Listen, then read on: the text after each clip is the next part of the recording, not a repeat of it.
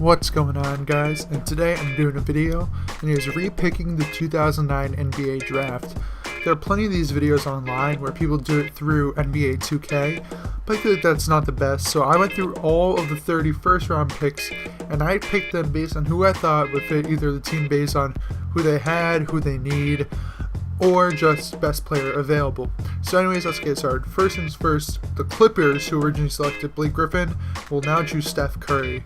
Curry is a two-time MVP, and right next to James Harden and Blake Griffin as the best players on this list, and the Clippers really didn't have a superstar at the time where the best player was someone like Baron Davis or Eric Gordon, so why not start young and have Stephen Curry. Alright, number 2, the Memphis Grizzlies ended up picking up Blake Griffin. Originally they chose Hasheem Thabeet, but I feel like this was a much better option.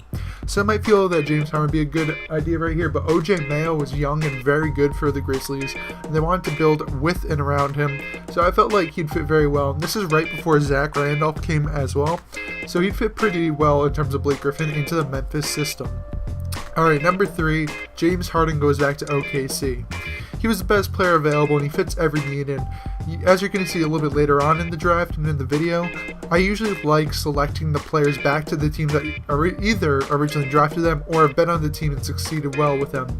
I do this because teams usually like to know, get a known commodity, and I mean at some points it's hard to choose who they want, and like for me to pick specifically, so why not choose a guy who's pretty simple to pick, as he is the best player available by far and fits right into OKC's system at the time.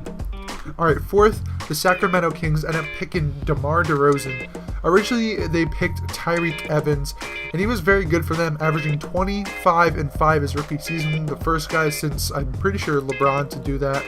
Not too sure, that was off the top of my head, but the point being is he hasn't developed too well. I still like him as a player, and the thing is DeMar DeRozan is a much better player than he is nowadays, and he developed pretty well, so why not? I think Sacramento should go pick him up, and it fit well because he's pretty close to LA, and that's where he is from, and he's also one of the better players available.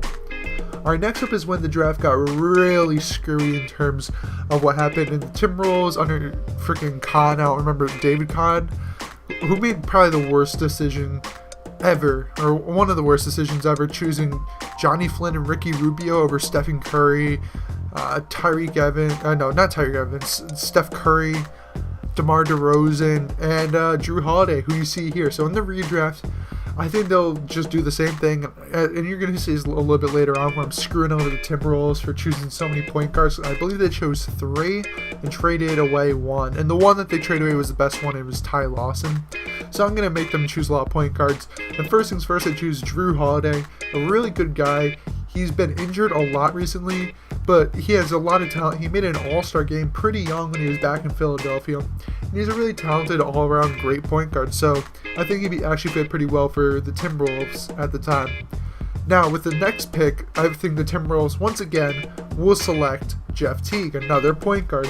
Now, this is very redundant, but then again, that's exactly what they did at the time, where they picked 2 playmaking point guards. Well, Johnny Flynn was more of a scoring point guard, but very fast point guards, and they played a very similar play style. Regardless, they did a dumb idea, so they get a dumb pick in return. Jeff Teague is a very good player, however his value is starting to diminish. Even though he's one of the better defensive point guards in the league, he's not a true elite star, even though he made an all-star team about, 2 years ago? The year previous to this one.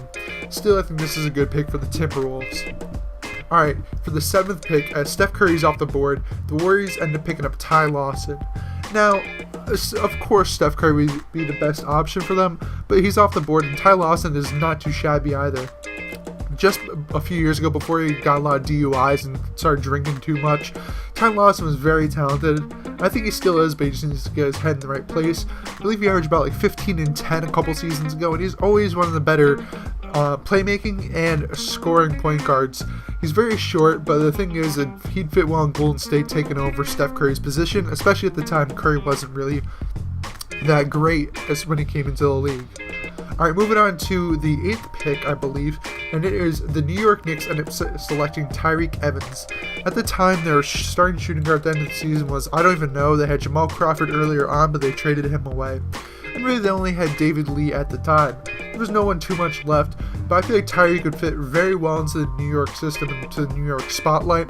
He was a very talented player, and he still is, and he's probably one of the better players left on the big board, and I like him a lot, so I think Tyreke would fit very well in New York. Alright, next up for the 9th pick, the Toronto Raptors end up selecting Ricky Rubio. So Ricky slid down a little bit, and I think this is a good pick for the Raptors for a couple reasons. First, they only really had Chris Bosh as their true star at the time, and why not try to get a better point guard?